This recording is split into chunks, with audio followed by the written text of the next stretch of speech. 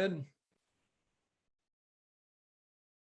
Welcome and thank you for joining us for another episode of the Jain Irrigation Training Series. And today we're going to be talking about 2022 and beyond. You know, when I think about 2021, and I think, you know, Thanksgiving's coming up here in a week, we'll have a little week back at work and the IA show. I mean, I feel like the year is almost over. And certainly it has been a good year. It's been a successful year, but I also feel like the challenges have been maybe bigger than we've seen in a long, long time, maybe ever. We've had supply chain issues, we've had COVID issues, labor issues. We're seeing gas prices at the highest they've ever been. You know, it's been tough, but our industry certainly has been persevering and succeeding. But, you know, more importantly, instead of looking, you know, back at where we've been, I thought it was really important that we take a look at where we're going, 2022 and beyond for our industry. And, you know, I always think about this. I think, who doesn't want some more time in their day to spend with some strategic thinking? Well, so that's when I thought would be great to have our guest today, Aric Olson, president of Jain Irrigation, who is a tremendous strategic thinker. You know this, right, by looking at what steps he's taken business-wise in the past few years during this very volatile climate. You know, Aric has done a wonderful job with ag tech integration and acquisitions, and for the most part, has done an excellent job steering Jain in a direction through all this that has been really positive. But, you know, Aric's also a certified supply chain professional. He's got his Six Sigma black belt. He's also certified in production and inventory management by the Association for Supply Chain Management. Aric doesn't just focus on Jain either. And this is one of the things I really respect about him. He's giving his time and energy to other associations as well. He's been an IA board member for more than 5 years. He served as president of the IA. He's currently involved with the Irrigation Innovation Consortium. He was working with the Blue Tech Valley as a founding committee member. He's really donating his time and energy in other places as well, which is great for the industry. And then finally, Aric, with customers, employees, and also his family, is really generous, and we really benefit from all that. And today, you're going to get the benefit of hearing Aric's strategic vision for 2022, and that's going to be wonderful. So, Aric, welcome. Thanks for joining us today. Thank you, Richard. Nice to be here again. It's been a while. I think you've produced over 100 of these now. So I'm grateful for you and your efforts, and the production and the training that you've done with the team is really fabulous. So thank you for that. Yeah, thanks, Aric, for mentioning that, and thanks to the, you know, it's a team that does this, and I really appreciate everybody's efforts, and certainly appreciate again your forward thinking and letting us run with this and do this consistently. So thank you for that. So as you heard, Aric, I think 2021 was a tough year. And I just wonder, you know, what you thought of 2021 before we talk about 2022. Well, I remember when we were in 2020 and everyone was praying that 2020 could just get over with and start 2021, right? And things would hopefully be better. And from many aspects that was true, but on some aspects it was really difficult and really challenging. So before, you know, I give some forecast and you know, talk about 2022, I just want to kind of highlight the state of the irrigation business in 2021 and what things look like. And we've all faced significant supply chain issues and challenges in 2021. And thank goodness for our supply chain team led by Daniel Lubars and David Colvin and John Allen and Bob Coates. I mean, fabulous job. Like Richard, you talked about my certifications and supply chain, but I'm not doing any of that work. And I'm so grateful to work with these supply chain leaders and what they've been able to do under these significant events that, you know, I've never seen in my 25-year career in business. So my hat's off to them and all the others in the industry that have done such a good job. We are having, though, still significant supply chain issues. In many ways that things are a little bit better, but if you got any durable goods, electronics, Anything coming from Asia or Europe, you're having significant challenges. You see on the news that we got 80 or 90 cargo ships in the Long Beach, LA area out just floating around. And, it's very difficult to get those container ships unloaded. We've had lead times, delivery times from Southeast Asia that would typically be 50 or 60 days, going to well over 100 days to 120 days.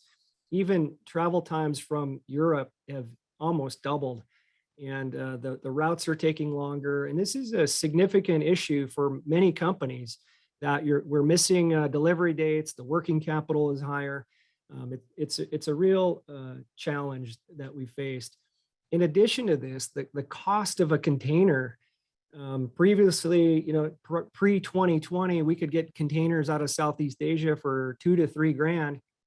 Those are 5 or 6 times the rate now. We get containers in Southeast Asia that we used to pay $3,000 a container, are now almost 20 grand per container. So in addition to the transit time, the cost is just radically changed on the shipping and logistics for container stuff. And we are a global supply chain industry. The irrigation industry does participate in this global activity. So when you think about the economics then of what's in the container, with the container shortages and the ship lead time problems, it really doesn't make economic sense for certain lower value products to go in the containers and take up container capacity. Something like resin, for example, that might be, maybe you get a container sack in a container of resin, and there's 40,000 pounds of resin, and you can get resin cheaper in Asia. Maybe you get it for 60 cents a pound. But if that container costs you, let's say $16,000 to get it here, that resin, when it lands, ends up being $1 a pound. So going from 40 cents in transport. So when you look at the value of the economics of what makes sense to ship from, different supply chain locations, freight is becoming a huge part and a problem for us. And so we're really rethinking where we're making and delivering stuff in this fully integrated supply chain. So I think this problem is going to be with us probably for at least another 6 months until these supply chain bottlenecks work through. They need to add container vessel capacity, which will take 18 months. And so we're looking at some time before these transit times and costs actually come down and unwind. Also in really 2020, we couldn't get much air freight. 2022, it's a little better, but the prices are still very high. As you think about these supply chain challenges and what's caused the problem, I highlighted a video produced by McKinsey that really explains what's happened on supply chain in the USA. And then there's a fascinating website called marinetraffic.com. If you haven't seen it, it's fabulous. It shows all the boat traffic in the world, and you can hone in on the Long Beach, LA area, and you can see those 90 ships and how they're moving. You could see earlier this year, we had a big problem in the port of Oakland where we just had container ships just circling the Oakland area. So those are some tools that, one might explain the situation, and then also gets you looking at, that marine traffic. So Aric, those are some great tools. And I will say, we all have our own personal indicators. And one that was surprising to me that signals to me that things are still a little rough is I'm down in San Diego. We see ships off the coast of San Diego that are waiting to unload in Long Beach now. And we didn't see that 6 months ago. So again, my personal indicator says, wow, that's a little tough. But the supply chain situation, what's the impact to the irrigation industry? Well, we've probably suffered the worst. I think everyone's had some degree of stockouts, delays, less selection, and for sure, higher prices, higher freight's gone through the industries. These are the biggest impacts, in addition to more working capital due to the investment in more inventory. A lot of us have focused we learned about just in time, and supply chain people, we, carried less inventory. We thought that inventory wasn't necessarily good in the just in time viewpoint. And so a lot of these things are changing. I think people that had inventory, had investments in that, did very well over the last 2 years. And I think people are, rethinking inventory strategies and how to carry those costs. But for sure, stockouts, delays, higher costs, and those are likely to, many of those risks still persist, and they will continue into 2022. So as irrigation people, our job is to plan ahead, plan for longer lead times, plan for a little bit higher cost, and have a redundancy scenario, have some backup plan if things don't, go as expected.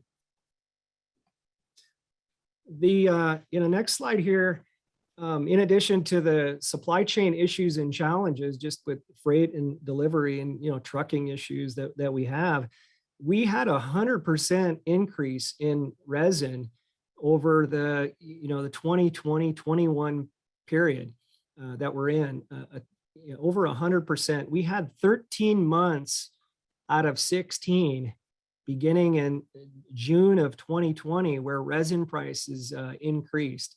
13 months of increase, 3 months where we were flat, and 1 month we had a little bit of a downturn. But you could see that price trend, and I picked a nominal starting value of 60 cents. I don't know what people's nominal starting value is, but those had the increases in that graph there that shows you what's happened.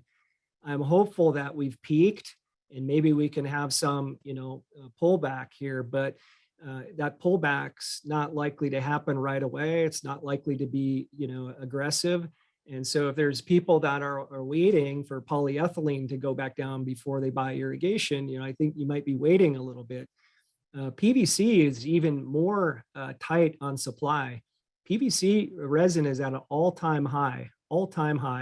And that situation, there is not necessarily excess capacity available in the US. And so PVC could stay high priced for the next year into 2022.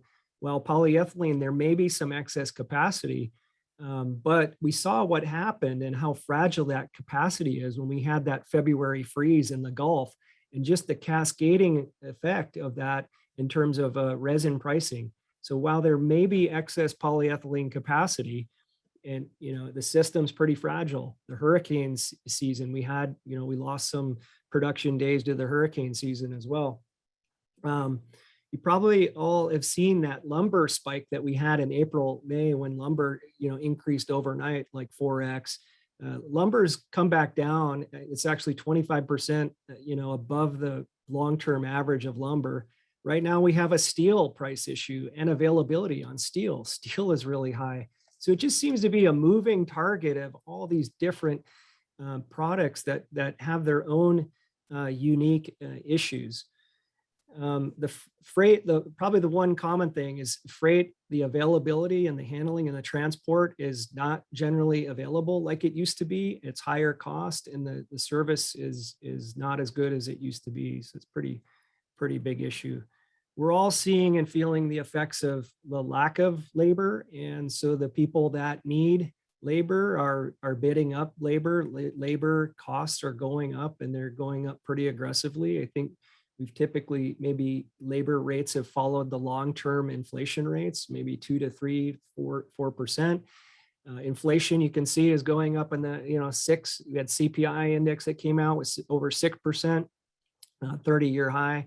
This definitely will impact labor, the cost for sure, and we're having challenges with availability. So when you think about our irrigation business and what how to forecast for 2022 and beyond, the economists have been saying, well, this inflation is transitory. This is not a long-term thing. We're not having 6% inflation. This is going to go back. Plastics are going to come down, steel, lumber, everything's going to come back down once we get through this COVID supply chain spike. That may happen on certain commodities where we have excess capacity once the supply chain snarls get untangled. However, on labor, when's the last time anyone's ever got a raise taken away from them or went backwards in pay. So labor and those costs are probably not transitory, and a good portion of our economy is the cost of labor. So I think the inflation that we see in labor is not going to be transitory. You see massive minimum wage. The minimum wage is going up, and there's increases associated with that, and those are rolling through all facets of labor. So in summary, 2021 was pretty difficult, not only from a supply chain side, but just dealing with inflation from the plastic side, labor side, transportation and freight. If you could get it, the costs were a lot higher. And so what has that done for us on the price of irrigation systems? Well, it's dramatically changed from today to, say, a year ago. Maybe a system a year ago, a really top end dual system for agriculture would be $1,600 to $1,800 an acre. That same system is selling for $2,500 to $3,000 an acre today, 1 year later. Now, the good thing is that system provides incredible value for the growers in terms of, delivering water and fertilizer in an efficient manner that's good for the environment, and it's got high water use efficiency. So in the grand scheme of things, $3,000 an acre versus, the land cost of $40,000 an acre, or, the revenue per acre delivered by those high value crops is still good. So the economics are still sound, but those prices are awfully high. And, my thoughts are, people waiting this out to say, well, I'm going to get better PVC pricing. I don't know if that's going to happen. Polyethylene may come down. There's excess capacity there. I don't think labor will change. So when you look at the things that are going to change versus stay the same, I do think we're going to have some inflation. Not all this inflation is transitory. Yeah, a couple comments and a question. One, I'm looking at this chart of resin, and I'm looking at the price of Bitcoin and what it went up this past year. And everybody knows Bitcoin's a gamble and a risky investment because of the volatility. Bitcoin's up less than resin was this year. So this resin fluctuation, right, over 100%, is that normal in a year? Does this happen every year, or is this really unusual? On a normal year, and I should take this chance to announce that our longtime resin salesperson from Dow Chemical, Mr. Jim Wally, is retiring after more than almost 35 years of service to the industry, and he's been selling. He's never seen any price fluctuation increase like this in his 40-year career selling polyethylene resin. And so there's nothing like it. We used to only get 2 or 3 months of price increases in a row, but this is 13 of 16. And these were big increases. Increases used to be 2 cents a pound. These were 5 and 7 cents a pound every single month, one on top of the other. So really a significant change there. Yeah, thank you. So what about the next 12 months, Aric? Are we going to see more of the same, or, is this inflation going to slow down? Yeah, definitely. I see the freight and the labor side, I see inflation continuing there, and that until the supply chain works itself out, or until the demand for labor changes, we're going to have inflation on labor and freight and transport. And certain plastics, I think PVC will stick. I think the other commodities maybe moderate some, or maybe come down. But in general, we shouldn't expect a free fall in a cost of an irrigation system. If you're a grower thinking about investing in drip or micro, do you think you can wait till August of next year and the prices will be radically different? I really don't think that's going to be the case. It may come off a little bit, but it sure is not going to go back to what it was, the price of a system back to 2019. And the same thing would go for landscape, and it might be even harder to have price reductions on the landscape because it's less equipment and more labor component, and so that labor cost will really drive that part of the business. Yeah, thanks, Eric. That's pretty interesting. We'll see what happens, right? But this is going to have a big effect on everybody's business.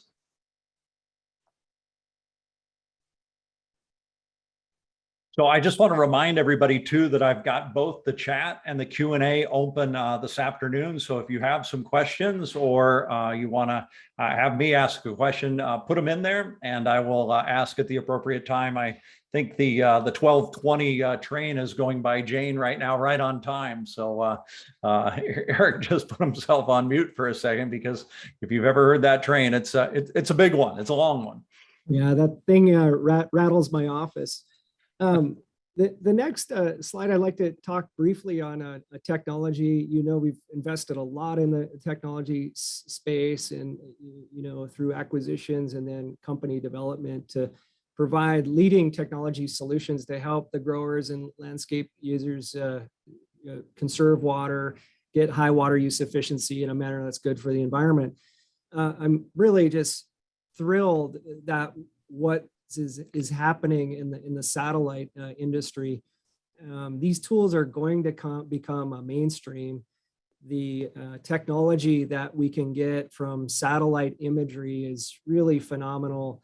We can take pictures from the sky and see how the crop's doing actually, and use some tools, calculation tools, either metric or Siebel models to calculate the exact ET. This is like probably back in the day when Penman and Monteith made the ET equation for us to help us properly water crops based on the plant's actual need.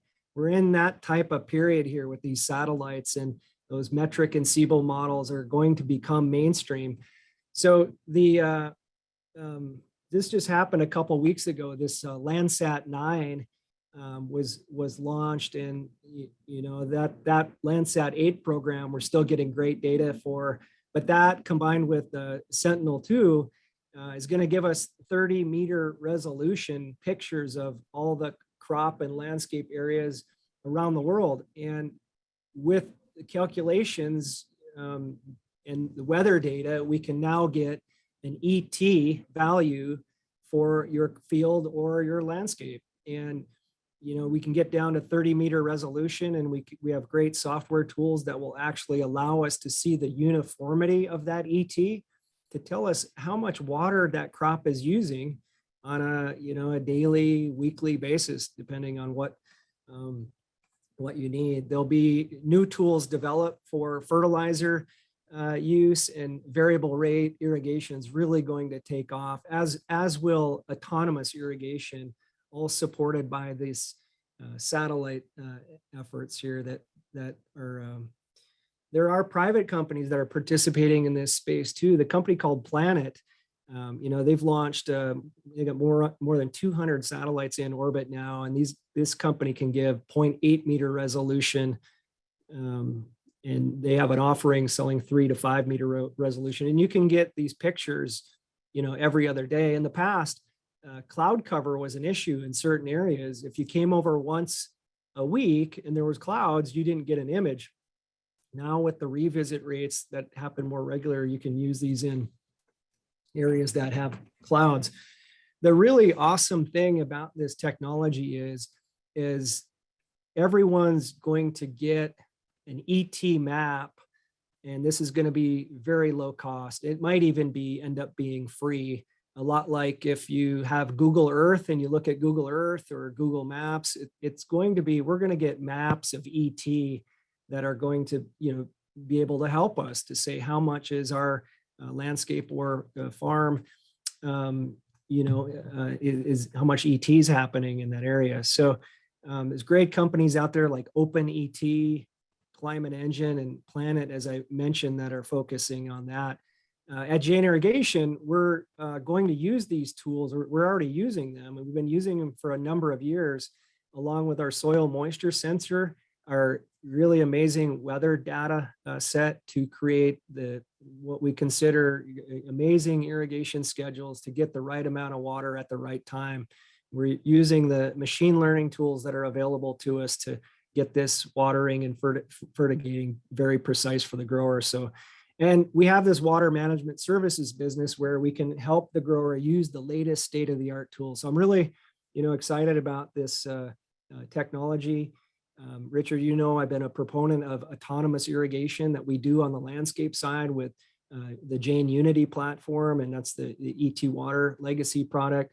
And the more than 12,000 sites that are autonomously irrigating every day, depending on what the weather is and what's coming and what the plant needs. This can come to ag by taking a picture from the sky, looking at the soil moisture, running a machine learning model, and really giving us autonomous irrigation for ag. That will help our labor situation in ag. It's a big benefit there. Yes, so a couple of questions coming in, Aric, and the first one is this expensive now, right? You mentioned that it might come down in price, might even be free, but is it expensive today? This can be anywhere from $2 to $10 an acre, depending on what you're getting and what service and what tools and the output. But yeah, I expect those prices to come down, and as more offerings come out there. And really, the initial picture is kind of neat and exciting, but you have to provide valuable data or actionable insights with those nice pictures. Otherwise, it just becomes a nice picture. So that's what we've chosen to do with our AgriLogics data, is really to make that an actionable situation that actually helps the grower more than just a pretty picture. But I do expect those costs to come down from that $2 to $10 an acre. They'll be less in time. Yeah, that doesn't seem like very much money at all when I consider what I'm growing in that acre as a percentage of the total cost of what's coming out. It seems really low. We have another person asking, how do I know the information I get from satellite imaging is accurate? Yeah, that's a great question. It's always a challenge. It seems like this is a little bit of a black box, right? And I feel we're going to have government or NASA or university, or we're going to get help making sure that this is a transparent solution, just like the Penman-Monteith ET formula. We all know what it is. It's not a black box. We know the variables going in, and we know the value coming out, and we know what that means. We will get help from these universities or an organization like the Irrigation Innovation Consortium, that they will, someone's going to provide validation that this satellite imagery, ET's calculation, is true and accurate and representative of the metric or Siebel model. There will be transparency coming to this. As a supplier, we need to give that transparency so people know it's just not some black box. So that has to be developed. Today, many people selling this service, it's a little bit of a black box. Yeah. So Aric, I love this next slide. Getting into the realm of vaccinations for 2022. This should be very interesting.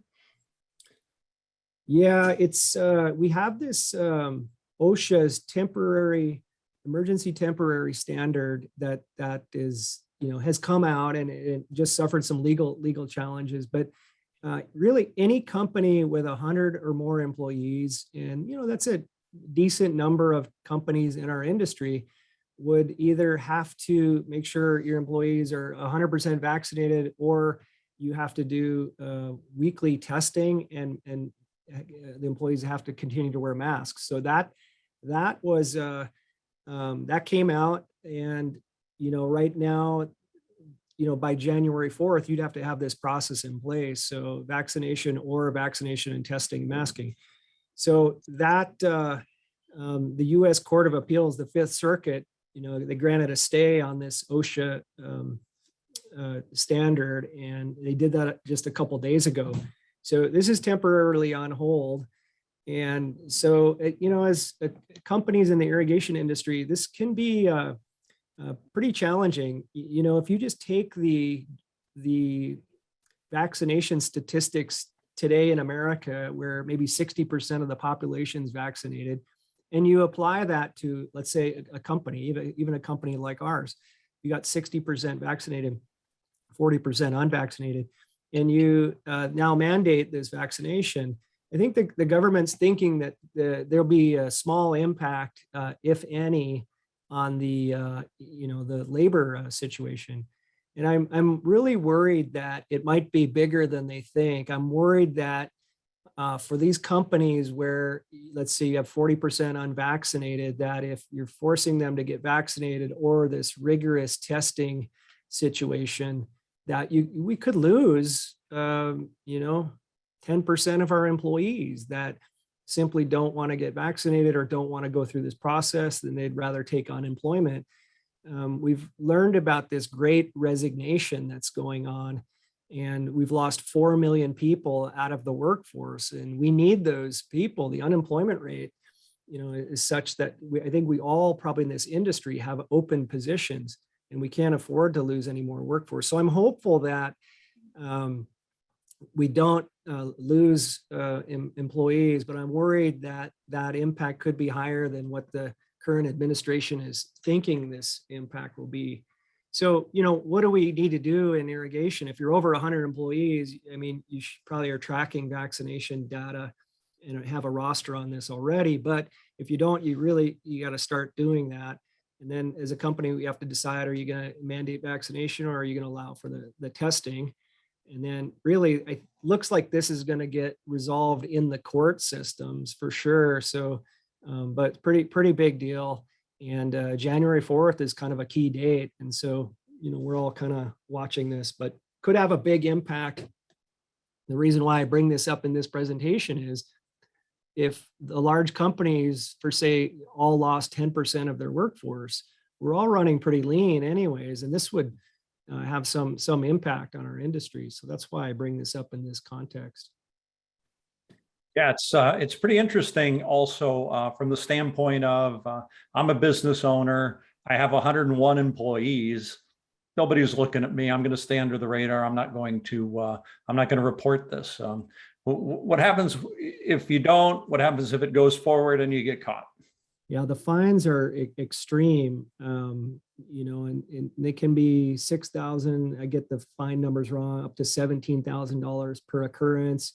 If you willfully didn't follow this, yeah, the penalties get very extreme. It could be hundreds of thousands of dollars if you're willfully not complying with that. So we'll see. It's pretty political, Richard. We don't try to steer away from politics at work at Jain.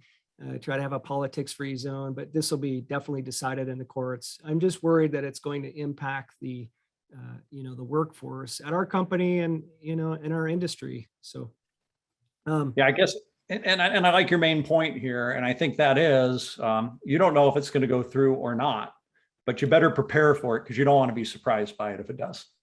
Correct. Yeah. Yeah.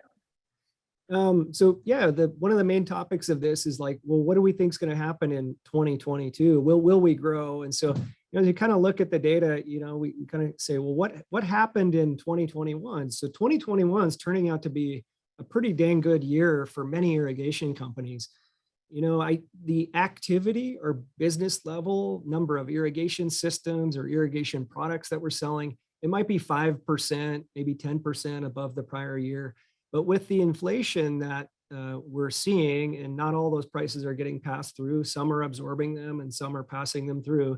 A lot of companies are having growth this year in irrigation of 10 to 20%.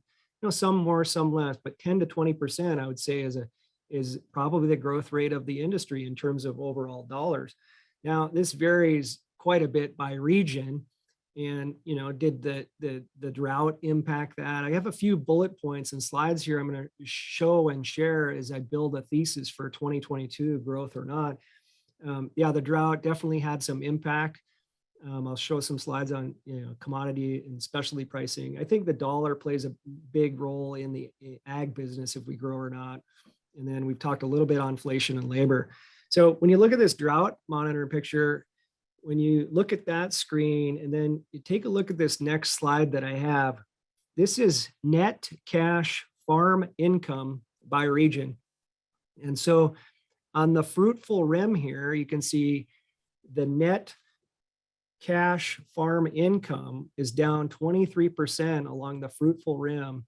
And in that basin and range, 15%. So right where our drought is severest is those agriculture and farmers are bringing in less farm income by a significant amount.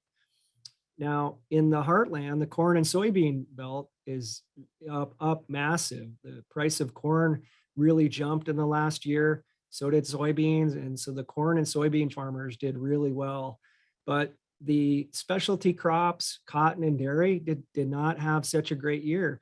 So while the overall industry looks okay in aggregate, it's really a geographical and specialty crop kind of story here where things didn't go so great. And why is this important? Because, well, when farmers do well and they make money, that's when they reinvest in efficient irrigation. And so it's pretty critical that we look and see where the business is doing well and not. This slide shows the cash receipts over the last 4 years. And you can see the difference on corn. And a lot of that's driven by price. Some of that was the yields were a little better. Soybeans, also a lot of that's driven by price. But look what's happening on fruits and nuts. You can see a steady decrease over the last 5 years. The same thing for vegetables, and cotton's pretty flat. So we sell a lot of drip and micro irrigation into fruits and nuts, vegetables and melons. And that's showing a pretty significant downturn. Some of that this year could be due to drought. We didn't have water on the west side of the Central Valley to maybe grow onions or garlic this year like we have in the past. So those are real direct impacts on these cash receipts for those selected crops. In aggregate, though, this slide shows the gross farm income minus the production expenses, and then you can see the net farm income. So as a whole group, the USA Agriculture, we did do better for net farm income. It's the first time above $100 billion net farm income in many years. You have to go back to really 2014 was really in aggregate the best farm year we've had. So you look at 2010 to 2014, our farm economy was actually doing pretty good then. So remember those dates, 2010 to 2014. I've been trained by my good economist friends in the area to really focus on, instead of selling yield, to focus on helping farmers reduce their production expenses. Production expenses for farmers in aggregate are going to be up 7% this year. And, where are those increases occurring? Well, we all know and see labor for sure, and the fuel has gone up quite a bit. We're all experiencing that today. But feed prices have also gone up, maybe not by the same percentages as fuel, but all costs for growers other than pesticides are expected to be higher this year than the prior year. So that's pretty significant. And so if you think about inflation, if it's transitory or not, I talked about the PVC and polyethylene from the irrigation standpoint. So what's likely to happen, in the next year? I think the bottom line here is we really, as an industry, need to help growers and end users focus on, doing good jobs with reduced costs. How can we reduce their costs? I think should be the message of this slide, because likely in 2022, many of these are still going to go up. Labor for sure will go up. Fuel oil may go up. And, hopefully we can help them get some reductions. This US dollar index is really, to me, in essence, can drive the farm economy. If you remember those years that I talked about, that 2010 to 2014, when our US dollar index was at 80, around 80 or below 80, the farm economy in aggregate usually does pretty well. We sell more nuts, more products overseas, more grain, more soybeans. We're more competitive globally. When the dollar index is above 90 or at 95 or above, there's pressure on us. Maybe Brazil gets more of the sales versus the US. And so, right now our dollar index is at 95. So that's a little bit of a headwind for our farmers, either, in the specialty crop side or the commodity side. When it's at 80 or below, I think ag in general does pretty good. And then when the growers do well, the irrigation companies do well. So, 95 is a little bit higher. And so definitely a headwind for growth in our irrigation business. But again, this is a regional story, specialty in that fruitful rim versus the commodity corn and soybeans. It's a local issue. On the inflation side, we also had significant increases in water in the last year, if you got it. I mean, the drought in the West was really has been devastating and has the potential to be devastating. If we don't get good snowpack this year, it's going to be difficult. I just wanted to show this chart and just show the surface water district rates in California, what the cost per acre foot is in certain territories and geographies in California. And if you look at these prices and water, these are pretty good prices in general. These are pretty low, but some of the purple areas are getting into the costs of $100 to $200 an acre foot. And if you need 3 acre feet, that's $600 per acre to just irrigate your crops. So that's quite a bit. That can be, if you're growing a commodity crop, that's definitely a higher expense. If you're growing a nut or specialty crop, it might not be such a big impact. But that is if you can get the water, if you can get the allocation, if you have access to it. And if you don't or can't pump, and then remember, we have Sigma coming where the groundwater, surface water has to be in balance. Now we're buying water on the open market, and the open market might be $750 an acre foot or more. And if you're buying $1,000 an acre foot and you need to buy a foot, that's $1,000 an acre just for the water. There ain't many crops that are gonna be economically viable buying that spot rate water. Some other statistics about this water, if you look back just to 2020, you can see this index for buying open market spot water was $200 an acre foot. It's nearly $800 an acre foot now. And I would expect this to go up as this drought persists. And it's gonna really change what crops are economically viable with these water costs. It's really incredible to see the risks that the growers take, right? We've got the water risk now. You talked about the risk with the supplies, and then you've always got the commodity pricing risk as well. It's incredible what these guys deal with, and it's very admirable that they come through this. Yeah, not to mention the ultimate risk is the weather, right? You just have no idea what that's going to do, and that can drive a lot of agriculture, right? So this slide, I didn't want to leave the landscape, out of this, and I'm not a landscape expert. I was really in agriculture most of my life, but I've learned a little bit over the years of what drives landscape irrigation sales. And I think one of the best things to look at is housing starts. And this is new residential construction. And this is, annualized, seasonally adjusted housing starts that are really important.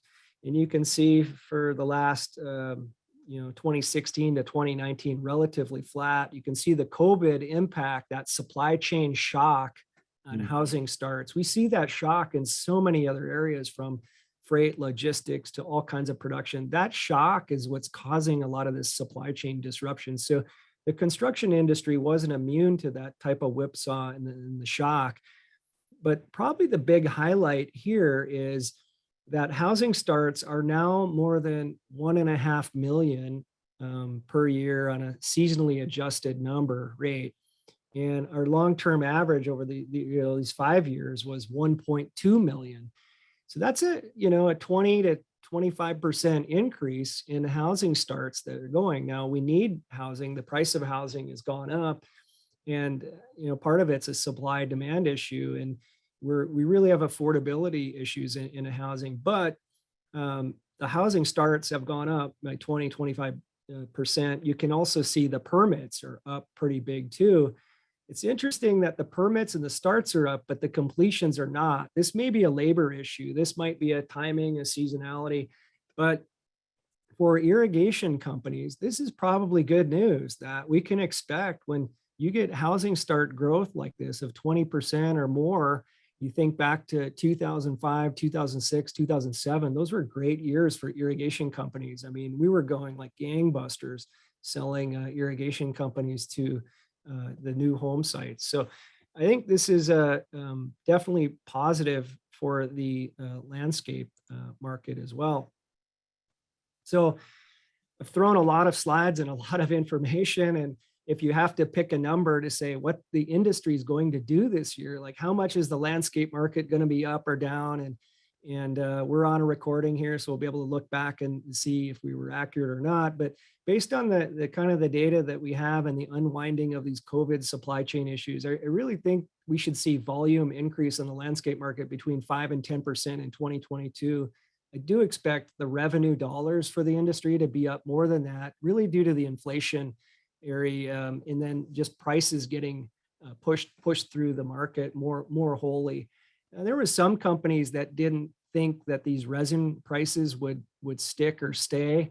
I think they're here to stay for a lot of 2022, and companies are going to have to push those prices through. So I think the revenue in terms of dollars will be up 15 to 20%. And a lot of that's that price inflation. On the ag side, again, I think it's a regional story. You're going to have certain areas that are up and other areas that are, having trouble. In overall, in aggregate, I think it's pretty good year for irrigation, the corn and soybean, in the Midwest. I think those companies are going to do good if you're in irrigation there. It may be challenging in the West due to a drought scenario, the supply chain, general costs. But I think 5% up in terms of product volume sales in aggregate for the industry on the ag side. And I do think 15% revenue, mainly due to the inflation. And again, really, really regional. Yeah, I think these numbers make great sense to me. And it's interesting too, from the standpoint of we're getting more used to working within the environment we're working in, right? These challenges are becoming more the norm than an unusual challenge.